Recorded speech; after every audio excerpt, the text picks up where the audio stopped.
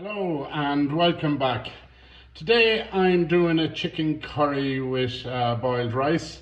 I got a request from a lady called Mary Holton, so I try to do as many requests as I can if at all possible.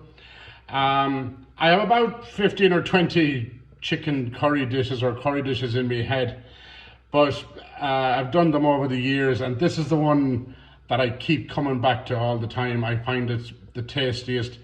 It's a mild, I'm going to do it mild enough, and there'll be a bit of sweetness in it as well, and it'll be very tasty. So now I'm going to get on with it now. First thing up here now is I have some butter melted in a saucepan, and it's a nice golden brown. So what I'm going to do is I'm going to put in my vegetables, all which I have roughly chopped.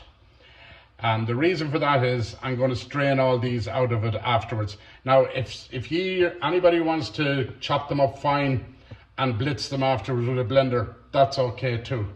So I'm putting in the peppers, the ginger, the carrots, and the red pepper as well, and the onion and the apple. Now, what we do is we're going to what's called sweat this. Now, sweating is a form of cookery where we want to get the flavors out of it. So it's a slow process. So you turn down to a low heat and you cover with a lid. Now you have to cover with a lid. The reasons for this is when the flavor comes out of the vegetables, it causes steam and it rises up and it hits the lid of the saucepan and goes back down into the dish. So all the flavor is in the dish, and when you take off the lid, you get a real pungent smell and you'll know well that it's working. Now, as you can see there, all the vegetables have softened up a bit and there's great smells going on. So I'm just going to add the rest of the ingredients now. So first up, the sultanas and the brown sugar. Now that'll give us the sweetness that I'm looking for. So we stir that in quick. Now we don't want it to caramelize. So next up now is my curry powder. Now I'm using a mild curry powder. It's Sharwood's. I like it myself. It's a personal thing, but you can use whatever one you want. So roughly about 3 teaspoons of that.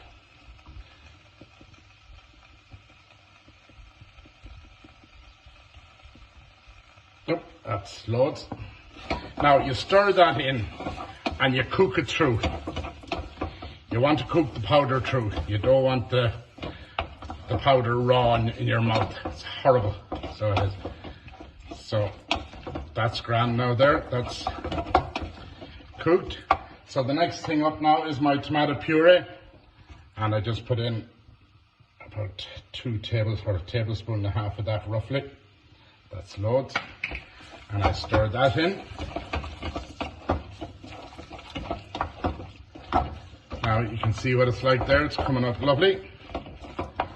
Now the next step, just rough around 50 grams of flour. I don't want this too thick because what I do with it afterwards when I'm adding the chicken or adding it to the chicken is I reduce it down and I get it to thicken up.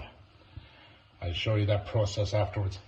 So now you just stir that in.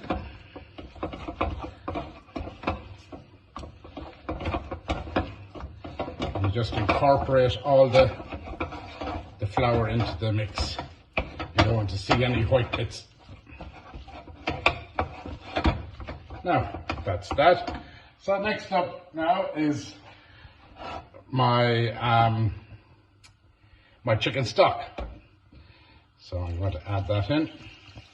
Now you might have to add a bit more water if it gets too thick. Don't worry about it if you do. So I just stir that in nice and slow now. Turn up the heat a bit to get it going. And you can see the nice rich colour there now.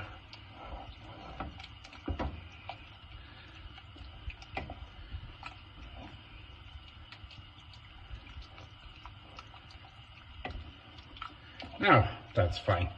So now I'm going to let that cook there very slowly for about 40 minutes and get all that flavour out. I'm going to put the lid on it as well, and then we'll get back and we'll cook the chicken after this. Now I have my pan ready for the chicken, and I also have my water on for the rice, which I'm going to put in now. It's boiling. So make sure you wash the rice before you put it in. And other than that, you just put it into boiling water and let it boil for between 12 and 15 minutes. Just feel it along the way and you'll know whether it's done or not. Now, that's that in. So now I'm going to add the chicken.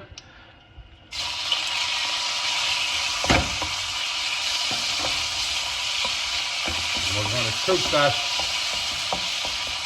for maybe 5 minutes, get it brown on each side, and then we'll continue on.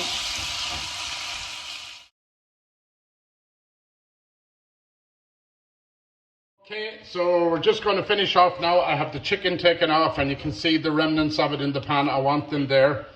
Now earlier on I held back half a pepper and half an onion, and I just want to stir fry these and add them to the curry and have a nice crunch on them. So it's not going to take long to cook these, about 5 minutes.